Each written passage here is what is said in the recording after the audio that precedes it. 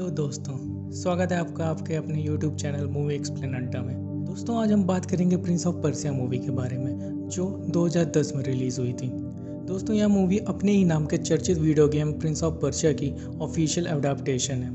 Video game पर बनने वाली सभी मूवीज़ में यह सबसे सफल मूवीज़ मानी जाती है। इस मूवी का बजट $150 मिलियन था और इसने बॉक्स ऑफिस में $337 मिलियन की कमाई की थी। लेकिन इस मूवी को क्रिटिक्स ने उतना पसंद नहीं किया और IMDb पर इसकी रेटिंग 6.6 आउट ऑफ 10 है, जो मेरे हिसाब से थोड़ा सा कम है। तो आइए देखिए इस मूवी की पूरी कहानी को और बताइए कि आप मेरी बात से कितना सहमत हैं। और साथ ही साथ कमेंट बॉक्स में आप अपने इस मूवी को खुद की रेटिंग्स दे सकते हैं। तो शुरू करते हैं आज का show with the channel intro.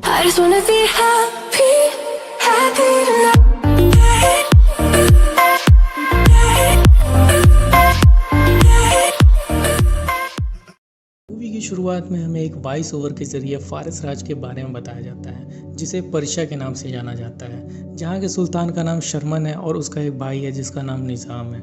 सुल्तान के 2 बेटे होते हैं, बड़े का नाम टस और छोटे का नाम गारसिब होता है। मूवी में आगे हमें दिखाया जाता है कि पर्शिया के एक छोटे से बाजार में एक छोटा लड़का जिसका नाम बिस होता है, गलती से फारस सेना के एक सिपाही के घोड़े के सामने आ जाता है, जिससे वो सिपाही ज़मीन में गिर जाता है, जिससे वहाँ मौजूद कई सिपाही उसे पकड़कर मारने लगते हैं।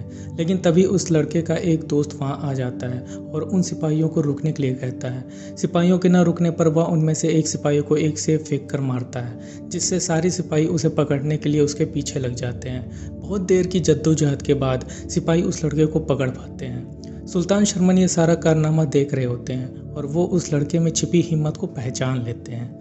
वो उस लड़के को अपने पास बुलाते हैं और उससे उसका नाम पूछते हैं। वह अपना नाम दास्तान बताता है। सुल्तान पूछते हैं, तुम्हारे माँ बाप? दास्तान बोलता है, नहीं है।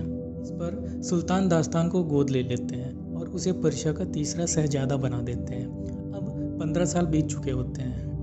दास्तान और गारसिब अब बड़े हो चुके रहते हैं। सुल्तान शर्मन हज पर गए होते हैं, तो उनके गैर मौजूदगी में सुल्तान की बागडोर टस संभाल रहा होता है। टस के ही नेतृत्व में फारस की सेना पवित्र शहर अलमत पर आक्रमण करने वाली होती है। अलमत शहर को पवित्र इसलिए कहा जाता है क्योंकि यह शहर बेहद खूबसूरत होता है और ऐसा माना जाता है कि इस शहर में देवताओं की कृपा है।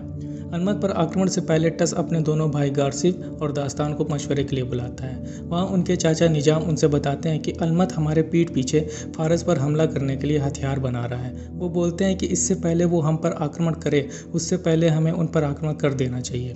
दास्तान आक्रमण का विरोध करता है, लेकिन टस नहीं मानता और आक्रमण का आदेश दे देता है। तो दास्तान इस पर टस से सिफारिश करता है कि पहले आक्रमण का मौका उसे दिया जाए, क्योंकि दास्तान की फ़ौज एक बेअदब फ़ौज होती है जिसमें ज़्यादातर नौसिखिए होते हैं। इसी कारण उसे पहले हमला करने का मौका नहीं मिलता और ये मौका गारसिब और उसकी फ़ौज को मिल जाता है। लेकिन इसके बावजूद दास्तान अपने भाई टस का आदेश न मानते हुए अपनी टुकड़ी के साथ किले के पीछे की दीवार से चढ़कर उसके अंदर घुस जाता है और अपनी काबिलियत और बहादुरी से वहां के सिपाहियों को हराकर उस किले के मेन गेट को खोल देता है। और दास्तान का दोस्त बिस बाहर आकर दूर खड़ी पूरी टस की सेना को संदेश देता है। इधर इशारे को देख टस समझ जाता है कि दास्तान ने ये किया है और वो सारी सेना को मेन गेट से किले के अंदर घुसने का आदेश देता है और सेना उस मेन गेट से अलमत के किले के अंदर घुस जाती है। इस बात की खबर अलमत की राजकुमारी को होती है, जिसका नाम तमीना होता है। वो फौरन ही किले के मंदिर से एक पोटली निकालकर अपने सेनापति को देती है और कहती है कि आप जानते हैं कि आपको क्या करना है। सेनापति कहता है कि मैं इसे अपनी जान से भी ज़्यादा संभाल के रखूंगा और इतना कहकर वो पोटली लेकर चला जाता है। रास्ते में उस सेनापति का सामना दास्तान से होता है। दास्तान उसे आसानी से हरा देता है और उसे उस पोटली में से एक खंजर मिलता है। खंजर देखने में बहुत ही आकर्षक लगता है, जिससे वो उस खंजर को अपने पास रख लेता है। युद्ध समाप्त हो चुका रहता है। टस की सेना अलमत पर अपना कब्जा जमा चुकी होती है और वो लोग महल के अंदर जाते हैं। अंदर जाकर टस राजकुमारी के सामने दोस्ती का हाथ बढ़ाते हुए शादी करने की बात करता है। इस पर राजकुमारी बोलती है कि मैं मरना पसंद करूंगी, लेकिन तभी वो दास्तान के पास उस खंजर को देखती है, जिससे वो शादी के लिए हामी भर देती है। इसके बाद टस दास्तान के पास जाता है, जहाँ टस दास्तान से कहता है कि आदेश न मानना तुम्हारी आदत हो गई है। यहाँ दरअसल वो आदेश न मानकर किले के पीछे से आक्रमण करने की बात करता है। इस पर दास्तान बोलता है, भाई मैं इसकी सफाई में कुछ कहना चाहता हूँ। इस पर टस बोलता है कि इसकी अब कोई ज़रूरत नहीं है, जश्न का माहौल है, जश्न मनाओ। तभी वहाँ उनके चाचा निजाम आ जाते हैं। वो टस से बोलते हैं कि आपके पिता हज से वापस आ रहे हैं आपसे मिलने, आपको पूर्वी किले में बुलाया है। टस अपने पिता से मिलता है, जहाँ वो टस से काफ़ी नाराज़ होते हैं और उसे कहते हैं कि तुम्हें इस पवित्र शहर अलमद पर आक्रमण नहीं करना चाहिए था, और उससे कहते हैं कि तुम सुल्तान बनने के लायक नहीं हो। इस पर टस अपने पिता से बोलता है कि अलमद पर छुपकर हथियार बनाने के इल्ज़ाम को मैं खुद साबित करूंगा, और जब तक ये साबित ना हो जाए तब तक आपको अपना चेहरा नहीं दिखाऊंगा। इसके बाद टस दास्तान के पास जाता है और उसे शाम के जश्न में सुल्तान को देने के लिए एक तोहफा देता है और कहता है कि राजकुमारी को उनके सामने पेश करना और मेरी और राजकुमारी की शादी की बात करना। इतना कहकर वो वहाँ से चला जाता है। शाम को जश्न में दास्तान टस के कहने के मुताबिक सुल्तान को अलमद का इबादती लिबास तोहफे में देता है, जिससे सुल्तान काफ़ी खुश होता है। इसके बाद दास्तान राजकुमारी को उनके सामने पेश करता है और टस के साथ राजकुमारी की शादी की बात करता है। लेकिन सुल्तान कहते हैं कि टस के पास बहुत सारी बीवियां हैं। मैं ऐलान करता हूं कि अलमद की राजकुमारी दास्तान की पहली बीवी बनेगी, जिसे सुनकर दास्तान थोड़ा शर्मा जाता है और अपने दोस्तों से बातें करने लगता है। इतने में सुल्तान का पूरा शरीर जलने लगता है क्योंकि उस लिबास में जहर लगा था। गार्ड से सुल्तान को बचाने के लिए उनका लिबास उतारने की कोशिश करता है, मगर उसका हाथ जल जाता है। तभी गार्ड से इन सब का इल्ज़ाम दास्तान पर लगाने लगता है क्योंकि वह लिबास उसी ने दिया था। ये सब देख दास्तान का दोस्त बिस उसे वहाँ से भगाने लगता है, लेकिन इसके चलते वहाँ के सिपाहियों के हाथों बिस मारा जाता है। लेकिन राजकुमारी तमीना दास्तान की मदद करती है उसे वहाँ से भगाने में, और वो दोनों वहाँ से भाग जाते हैं। इधर सुल्तान शर्मन अपना दम तोड़ देता है। आगे दास्तान और तमीना रात बिताने के लिए एक जगह रुकते हैं, जहाँ दास्तान तमीना से कहता है कि मैंने सुल्तान को नहीं मारा, टस ने मारा है, क्योंकि वो लिबास टस ने मुझे दिया था सुल्तान को देने के लिए। यहाँ दरअसल दास्तान को ये लगता है कि सुल्तान को टस ने मारा है खुद सुल्तान बनने के लिए। उसने ही उस लिबास में जहर लगाया है। अब वाकई में किसने जहर लगाया है ये हमें आगे पता चलेगा। तमीना उसे अपने बातों में फंसाकर वो खंजर लेने की कोशिश करती है, लेकिन दास्तान को तमीना के इरादे के बारे में पता चल जाता है, जिससे तमीना उसे मारने का प्रयास करती है और दास्तान उसके वार से बचने का। इसी संघर्ष में दास्तान के हाथों से उस खंजर में मौजूद ऊपर का जेवर दब जाता है। खंजर का जेवर दबते ही वह समय में 2 मिनट पीछे चला जाता है, जिससे उसको आगे के 2 मिनट में क्या होने वाला है वो उसे मालूम होता है। वह तमीना को तलवार निकालने से रोकता है और कहता है कि अगर तुमने फिर से तलवार निकाली तो। इस पर तमीना दास्तान की बातों के बीच में बोलती है कि फिर से का क्या मतलब है। तभी दास्तान फिर से खंजर के जेवर को दबाता है, लेकिन इस बार कुछ नहीं होता। ये देख तमीना बहुत गुस्सा होती है और कहती है कि तुमने खंजर की पूरी रेत खत्म कर दी। दरअसल ये खंजर एक खास तरह की रेत से काम करता है, इसके बिना यह खंजर कुछ भी नहीं। दास्तान को इस खंजर का राज पता चल जाता है। वह बोलता है कि इस खंजर में मौजूद ऊपर का जेवर दबाने वाला इंसान वक्त में 2 मिनट पीछे जा सकता है, और सिर्फ उसे ही पता होता है कि क्या हुआ। इधर टस अब सुल्तान बन चुका होता है और वो दास्तान के पीछे गारसिब और उसके कुछ सिपाहियों को पकड़कर लाने के लिए लगा देता है, और साथ ही साथ उसके ऊपर बहुत बड़ा इनाम रख देता है। दास्तान अवरत जाने की तैयारी करता है, जहाँ उसके पिता सुल्तान शर्मन का जनाजा जाने वाला होता है। वहाँ जाकर वो अपने चाचा निजाम से मिलेगा और उन्हें टस की सारी सच्चाई बताएगा। ये सब वो तमीना को बताता है। तमीना भी उसके साथ जाती है। वो दोनों गुलामों की घाटी से होते हुए जाते हैं। तभी तमीना बेहोश होने का नाटक करती है, और जैसे ही दास्तान उसके पास जाता है वो हड्डी से उसके सर पर वार करती है, जिससे वो बेहोश हो जाता है और तमीना खंजर लेकर भाग जाती है। जब दास्तान की आंखें खुलती हैं तो वो अपने आप को कई लोगों से घिरा हुआ पाता है। दरअसल ये गुलामों की घाटी इन्हीं लोगों का इलाका होता है। इनके सरदार का नाम अमर शेख और इसके साथी का नाम सेसो होता है। सेसो इम्बाका कबीले का होता है, जो चाकू छुरी चलाने में माहिर होते हैं। शेख अमर दास्तान से पूछता है कि तुम्हारे पास कुछ ऐसा है जिसका सौदा करके तुम अपनी जान बचा सको।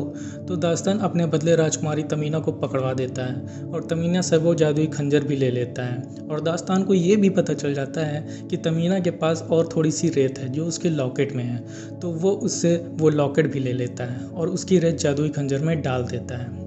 इसके बाद वो शेख अमर के साथ शुतुरमुर्ग की दौड़ देखने चला जाता है। वहीं तमीना को वे लोग शुतुरमुर्ग की दौड़ देखने आए दर्शकों को शराब देने के काम में लगाते हैं। इसी बीच शेख अमर को दास्तान की सच्चाई पता चल जाती है कि यही वो है जो सुल्तान का कत्ल करके भागा है, इसलिए वो दास्तान को पकड़ लेता है। लेकिन तभी तमीना सारे शुतुरमुर्ग को पिंजरे से छोड़ देती है, जिससे वहाँ अफरा तफरी शुरू हो जाती है। इसी अफरा तफरी के बीच दास्तान किसी तरह से तमीना के साथ वहाँ से निकलने में कामयाब हो जाता है और अवरत पहुँच जाता है। जहाँ उसके पिता सुल्तान का जनाजा जा रहा होता है। दास्तान वहाँ तमीना के साथ भेस बदल कर जाता है और वहाँ पहुंचकर सबसे छुपते छुपाते अपने चाचा निजाम से मिलता है। वो उनसे कहता है कि मैंने अपने पिता को नहीं मारा, टस ने किया है ये, क्योंकि वो सुल्तान बनना चाहता था। और वो अपने चाचा को उस खंजर के बारे में बताता है कि अनमत पर आक्रमण करने की वजह यही खंजर थी, जिसकी मदद से ही टस ताकतवर सुल्तान बनता। निजाम यह सुनकर बोलता है, क्या वो खंजर तुम्हारे पास है? तभी दास्तान अपनी पोटली निकालता है जिसमें उसने खंजर रखा था, लेकिन उसमें खंजर की जगह कुछ और होता है। यह देख निजाम बोलता है, क्या तुम मुझे पागल बना रहे हो? ये देख दास्तान को अंदाजा हो जाता है कि तमीना वो खंजर लेकर भाग गई। तभी उसकी नज़र निजाम के हाथों पर पड़ती है। वो देखता है कि निजाम का हाथ जला हुआ रहता है। उसे थोड़ा शक होता है। वो कहता है कि चाचा आपके हाथ कैसे जले? इस पर निजाम बोलता है कि तुम्हारे पिता को बचाते वक्त जले थे। इतने में दास्तान सब समझ जाता है। वो कहता है कि पिताजी को बचाते वक्त तो गारसिफ के हाथ जले थे, ना कि आपके। तो इस तरह इस रात से पर्दा उड़ जाता है कि उस लिबास में जहर किसने लगाया था। अपने राज खुलते देख निजाम दास्तान पर हमला करवा देता है, लेकिन दास्तान हमले से बचते हुए वहां से निकल जाता है। इधर टस अवरत में हुए इस वाक़ये के बारे में निजाम से पूछता है। निजाम टस से झूठ बोलता है और वो बोलता है कि वहाँ दास्तान मुझे मारने आया था, और साथ ही साथ वो टस को मशवरा देता है कि दास्तान पर मुकदमा ना चलाया जाए, बल्कि उसे जहाँ मिले मार दिया जाए। लेकिन टस नहीं मानता। वो सदियों से चल रहे कानून को नहीं तोड़ना चाहता और अपने पिता के ही तरह महान सुल्तान बनना चाहता है। इधर अपनी दाल न गलते देख निजाम फारस की खुफिया कातिलाना फौज हसन सिंह के अड्डे पर जाता है। इस फौज को सुल्तान शर्मन ने बंद करवा दिया था, लेकिन उनके पीठ पीछे उनके भाई निजाम ने इस गैंग को जिंदा रखा, क्योंकि यह गैंग बहुत ही खतरनाक थी। हसन सिंह उनका सरदार होता है। अड्डे पर पहुंचकर निजाम हसन सिंह से मिलता है और उसे वो जादुई खंजर लाने और दास्तान को ख़त्म करने का आदेश दे देता है। इसके बाद हसन सिंह और उसकी गैंग उस जादुई खंजर और दास्तान की तलाश में निकल पड़ती है। हसन सिंह की गैंग में हर एक सिपाही कोई ना कोई हथियार चलाने में माहिर रहता है, कोई चाबुक तो कोई चाकू और जहरीली नुकील। खुद हसन सिंह सांपों को कंट्रोल करने में माहिर रहता है। इधर दास्तान घोड़ों के पैरों के निशान को देखते हुए तमीना तक पहुंच जाता है और उसे निजाम की पूरी सच्चाई बताता है, लेकिन उसे यह अब भी समझ नहीं आ रहा होता है कि निजाम को इस खंजर से क्या काम हो सकता है। तभी वहाँ रेतीला तूफान आ जाता है। वे दोनों एक टेंट बनाकर उसमें चले जाते हैं। टेंट के अंदर तमीना दास्तान को सारी सच्चाई बताती है। वो बताती है कि बहुत पहले देवताओं ने जब धरती पर देखा तो उन्हें केवल लालच और धोखा ही दिखा, तो देवताओं ने दुनिया का अंत करने की ठान ली और बहुत बड़ा और भयानक रेतीला तूफान धरती पर भेजा, जो पूरी धरती को नष्ट करने वाला था। तभी एक छोटी सी बच्ची उस तूफान के बीच में आकर सभी के जान के बदले अपनी जान देने की दुआ करने लगी, और देवताओं को यह देखकर एहसास हुआ कि धरती पर इंसानियत भी है। तो उन्होंने वो तूफान रोक दिया और रेत को एक कांच के सांचे में बंद कर दिया। तमीना बताती है कि ये खंजर अगर उस सांचे में धंसा कर दूसरी तरफ से उसके जेवर को खोल दिया जाए तो समय तेजी से पीछे जाएगा। इस पर दास्तान बोलता है, बचपन में हम भाइयों को पिताजी एक किस्सा सुनाया करते थे, जिसमें वो निजाम के साथ हिरण के शिकार पर गए थे, जहाँ एक शेर पिताजी पर हमला कर देता है, लेकिन निजाम शेर को मार देता है और पिताजी बच जाते हैं। दास्तान कहता है कि वक्त में पीछे जाकर वो पिताजी को मरने देगा, जिससे टस और गारसिफ कभी पैदा नहीं होंगे और निजाम खुद सुल्तान बन जाएगा। इतने में तमीना दास्तान को बताती है कि इतने समय पीछे जाने का मतलब है ज़्यादा रेत निकलना, जिससे वो कांच का सांचा टूट जाएगा और उसी रेत से दुनिया का अंत हो जाएगा। इसे रोकने के लिए खंजर जहाँ से आया था वहीं भेजना पड़ेगा या इसकी रक्षा करनी होगी। तभी रेतीला तूफान थम जाता है और दास्तान भी तमीना के साथ हो लेता है। यह देख तमीना बहुत खुश हो जाती है। वे दोनों आगे चलकर एक जगह पानी पीने के लिए रुकते हैं। तभी वहाँ अमर शेख और उसकी गैंग आ जाती है।